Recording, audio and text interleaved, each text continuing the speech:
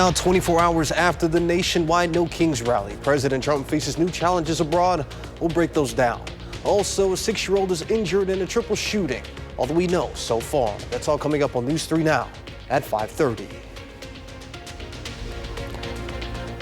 Good evening and thank you for joining us tonight. I'm Jalen Banks. We'll get to those stories in just a sec. But first, let's go ahead and get a look at your certified most accurate forecast with the meteorologist Blaze Keller. Blaze. It's a bit breezy out there as the sun is beginning to set. We may be able to see the boats there, the sailboats at Lake Mendota just outside the Union Terrace, rocking with the waves. Winds have been breezy all day out of the northwest at about 10 to 20 miles per hour and gusting upwards of 25 to 30. It feels like 57 because temperature-wise, it is 57. We don't have a heat index out there. No real humidity. Actually, our dew points are in the 30s and our humidity is at 30%. So it's a very comfortable afternoon, albeit breezy. Those winds continue to remain out of the northwest. And as I mentioned, gusting upwards of anywhere between 15 to 20, maybe isolated gusts upwards of 30 miles per hour like out in Lone Rock.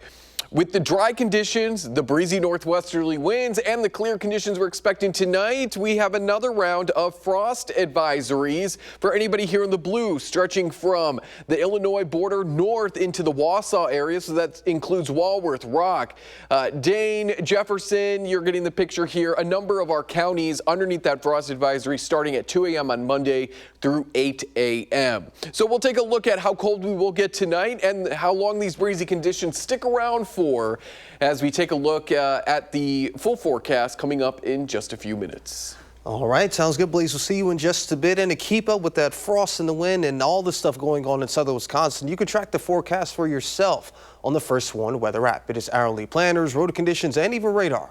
You can download it for free in your phone's app store. Just search WISC Weather. President Trump is facing international challenges this weekend. He's threatening to end U.S. aid to Colombia as part of the Colombian president's criticism of recent U.S. boat strikes in the Caribbean. And he remains under pressure to bring the war between Russia and Ukraine to an end. CBS News' Willie James Inman has more. On Sunday, President Trump took to Truth Social, calling the president of Colombia an illegal drug dealer and pledged to end U.S. aid to Colombia. Writing Gustavo Petro encourages the massive production of drugs in big and small fields all over Colombia.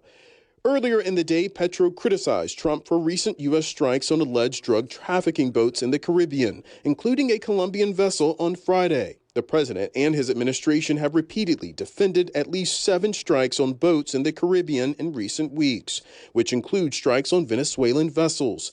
Democrats warn the strikes risk getting the U.S. into a full-fledged war. Senator Bernie Sanders said the president needs authority to go to war from Congress. The president is acting unilaterally in violation of the Constitution. That's a pretty big deal. On a separate international front, the president is facing pressure to fulfill his months-long promise to bring the war between Russia and Ukraine to an end.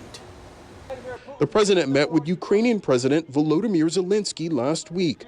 Zelensky asked the U.S. for ongoing support in its war against Russia, including Tomahawk missiles, which President Trump has not committed to providing. On Sunday's Meet the Press, Zelensky said he would like to be part of planned talks in Budapest between Trump and Putin. We spoke about it. They will discuss with Putin. He wanted to hear my opinion. My opinion, if we really want to have just and lasting peace, we need both sides of this tragedy. Yes, he's an occupier, but Ukraine is suffering and fighting. All of this comes as the federal government shutdown nears 3 weeks. Some Republican senators are now pushing for standalone measures to pay U.S. troops and federal workers during the shutdown. Willie James Inman, CBS News, West Palm Beach, Florida. In Janesville, a man was arrested Saturday who police say drove drunk near a No Kings protest and was aggressive towards officers. The protest was held near the Rock County Courthouse in Janesville. A 48-year-old man reportedly drove up to the courthouse area and demanded access to the parking garage. Police say he yelled at officers and resisted arrest, resulting in an officer's hand being injured. He has no association with the protest or any of its participants. He's now facing multiple charges. Rock County officials are investigating after a crash hurt 4 people Friday evening. Multiple agencies responded to the area of South U.S. Highway 51 by West Tarrington Drive just after 5 p.m. Their initial investigation showed a car going north crossed the center line and hit one car going south. 4 people total across the 2 vehicles were injured. They were treated at local hospitals. The driver of the southbound vehicle was seriously hurt, but thankfully his injuries are not life-threatening. The crash is still under investigation. Milwaukee police are investigating a triple shooting involving a 6-year-old child that happened near the Marquette University campus shortly after 8 p.m. on Saturday. According to Milwaukee police, 3 people were injured in the shooting near 19th State, including the 6-year-old, a 23-year-old victim, and a 38-year-old victim. All 3 victims suffered non-life-threatening injuries and are expected to survive. Milwaukee police continue to search for suspects as no arrests have been made at this time. The UW-Madison Police Department reported 32 people were ejected from Camp Randall on Saturday during Wisconsin's blowout loss to Ohio State. Among those ejected were 17 UW students. Police reported there were 26 first aid calls, 20 arrests. Additionally, 20 citations were issued and 16 paramedic calls were made. Some road closures to be aware of if you live near or drive frequently on the north side of Madison. Railroad crossing repairs will soon close one of the busiest streets in the area. Beginning October 27th, Packers Avenue will be closed to all vehicle traffic at the crossing. That's just west of the Dane County Regional Airport. Repairs will last about 4 days, as long as the weather permits. Signs will be out to direct drivers to detour using North Sherman Avenue and Aberg Avenue. Access from the Dane County Regional Airport will stay open via the Darwin Road from the north and International Lane from the south.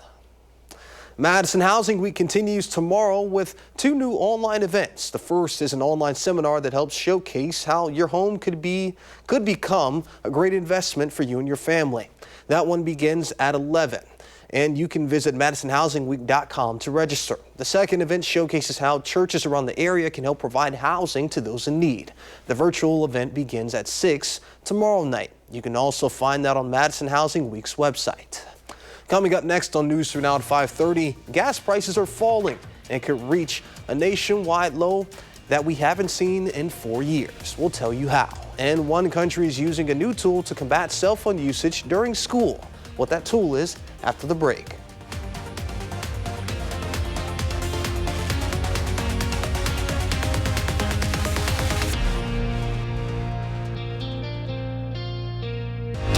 You're watching News 3 Now at 5:30.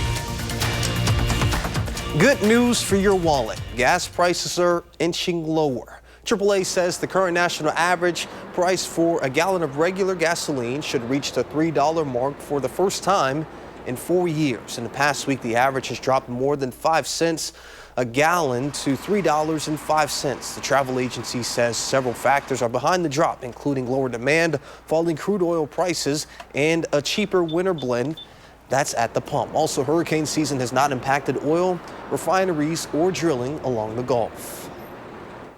The Federal Aviation Administration is giving Boeing the green light to boost production of its 737 MAX jets. The FAA had capped output at 38 planes a month following a door panel blowout on an Alaska Airlines flight back in January of 2024. Regulators said Boeing can now increase its production to 42 aircraft per month. The agency says inspectors conducted intensive reviews of Boeing's production lines and will continue to direct oversight. Boeing CEO says the company plans gradual increases every 6 months, each requiring FAA approval. Fertility treatments could soon cost less under a new federal initiative. Thursday, the White House announced 3 common in vitro fertilization drugs could be sold at discounts of more than 70% through a government-backed website launching next year. The plan also includes initiatives for drug makers to expand production in the U.S. During the announcement of the initiative, President Trump encouraged employers to offer more fertility benefits. The proposal stops short of Trump's campaign promise for universal free coverage. Chile is cracking down on cell phone distractions at school, and educators say it's making a difference. Their secret, assigning cases that block cell signals. Christopher Ayua brings us a closer look from a high school at the capital of Santiago. For these students at high school in Santiago, Chile, things were clear. Both they and their classmates easily lost concentration because of their cell phones. I played Miti Miti. I spent half the time on my phone and then went to play volleyball with my classmates. At least until now. School leaders decided to implement a pilot program that they say seeks to limit the cell phone use during the school day and promote more concentration, social interaction, and learning in the classrooms. This is a project born from the need for schools to pay more attention because they were using technological devices a lot, and these cell phone signal blocking cases were developed. It's a case, a kind of soft-shelled fabric. You put the cell phone in it, and it doesn't get a signal. Here at the entrance, they give you your case, each with a roll number. You put your phone in, close it, and then when you leave, you put a magnet on it, and it unlocks. And while the TikTok dances and Instagram photo sessions have stopped while they're at school, most students appreciate the measure. I actually thought it was great. I've had the case for 2 months and have gotten used to not having my phone during the school day.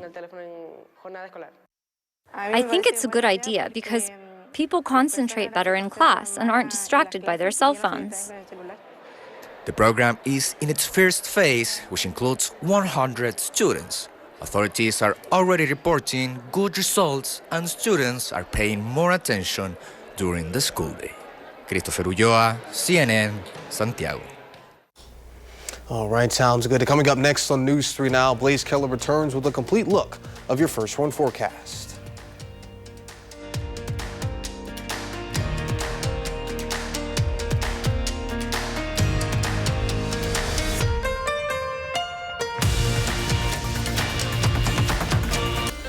It's going to be a chilly night. A reminder, several of our counties are underneath a frost advisory starting Monday morning because temperatures are going to dip into the low to mid 30s. A few of us, though, lingering in those upper 30s to low 40s. But even with some of these warmer temperatures, we've got dry conditions, clear skies, and northwesterly winds. So that's going to make for some patchy frost out there, especially in some of our higher elevations as we go into your Monday morning. Monday is going to be breezy. It's going to be warm. We're back into those upper 60s to low 70s. Starting off sunny, turning partly sunny as the day goes on because we got some rain moving in by Monday evening. And that same low pressure system that brings us the rain starting Monday evening sticks around through at least Wednesday of next week. So another warm day out there, certainly warmer than where we were today, into those 60s, mid to upper 60s, maybe a low 70 here or there, just based on how dry we are. But this is probably going to be our last warm day over the next several. After Monday, it is certainly going to feel more fall-like across parts of southern Wisconsin. So a high pressure system to our south is going to help keep us quiet overnight and through the start of Monday. And then here's our next low pressure system, the one that's going to be sticking around through at least Wednesday of next week, moving on in, beginning into the mid-afternoon hours on Monday. Partly cloudy conditions starting to take on over as we go into the mid-afternoon, but that rain likely will hold off until the evening and continue through at least the early overnight hours. We then get a brief little break, I would say Monday night through maybe the mid-morning hours on Tuesday, before moisture wraps around this low pressure system and we're dealing with more scattered showers, maybe a thunderstorm or two. But watch as this low pressure system doesn't really move that far as we go into Wednesday. In fact, it almost retrogrades a little bit or moves backwards, kind of back slightly north and west. And that's the reason why we're still going to be dealing with at least an occasional rain shower as we head into Wednesday, particularly during the morning hours. Winds will start to die on down as we go into Wednesday as this low pressure system finally starts to move on out of here. And then Thursday and Friday, we do look to be on the quiet, sunny, and less windy side.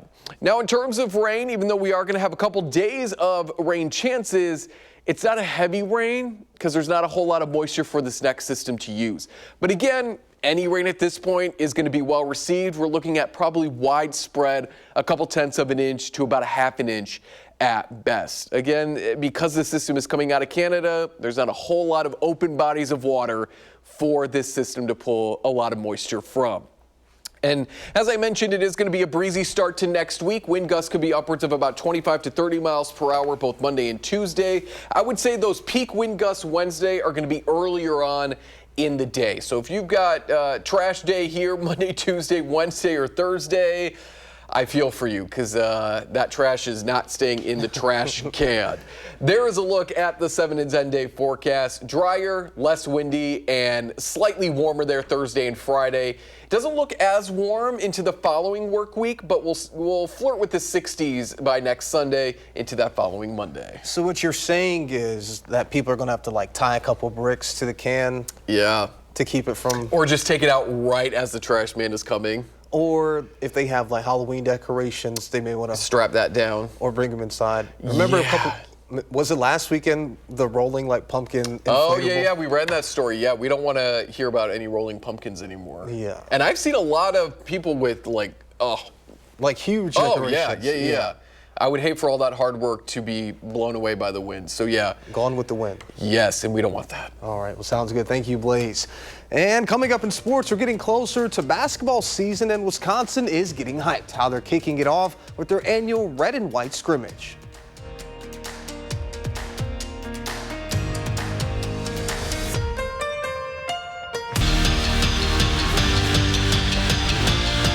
Thank you for staying with us. Right now, the Packers are facing off against the Arizona Cardinals out west in Glendale, Arizona. Right now, the game is tied at 20 apiece at the top of the fourth quarter. Jordan Love currently has 152 yards in the air with a touchdown pass. Josh Jacobs is 30 yards on the ground with a rushing touchdown. Romeo Dobbs has 5 catches for 58 yards. And Tucker Kraft has 3 catches for 35 yards and a touchdown. We are inching closer to basketball season, and for the Wisconsin Badgers, that means get excited. The 24th ranked Badgers had their annual red and white scrimmage to kick off their new season. Our Nash Darrow was there and brings us the highlights. Badger basketball is almost back. We are just around 3 weeks away from opening tip-off for Bucky, who comes in as the 24th ranked team in the nation. However, earlier today at the Kohl Center was the red and white scrimmage. Although it was just an exhibition game, it was the perfect time for the Badgers to get their feet under themselves. The red and white scrimmage was the first action we have seen of this new and improved Badger team since their heartbreaking loss to BYU in the round of 32 last season. But with all of that in the past, this scrimmage was the official turning page to the Badger basketball 2025-2026 campaign. All in all, obviously, first time getting out in front of everybody, uniforms on, those things, there was a lot of positive things, and now we got to, it's the last time we have to compete against each other in front of everybody else. The next time is against another opponent. So there's a lot to like with this group, but the thing that I like even more is there's a lot we got to get better at, which is exciting because it puts the ceiling much higher for this group. We're just here to compete, and that's what I want to see. I want to see how we compete, man. I think we're going to do well. The Badger regular season doesn't kick off until November 3rd, right back here at the Kohl Center. But until then, there are still 2 more exhibition games, one at the Pfizer Forum against the Oklahoma Sooners, and then one here in Madison against UW-Platteville. At the Kohl Center, Nash Darrow, News 3 Sports. Tip-off for opening night is at 7 p.m. at the Kohl Center with the Badgers taking on the Campbell Fighting Camels. Nash, thank you. And we want you to join us tomorrow for our biggest huddle show yet. Andrew will be joined by Badger legend and Pro Football Hall of Famer Joe Thomas. The live taping begins at 7 p.m. tomorrow at Jay's Bar. And a final check of your first one forecast is coming up when we return.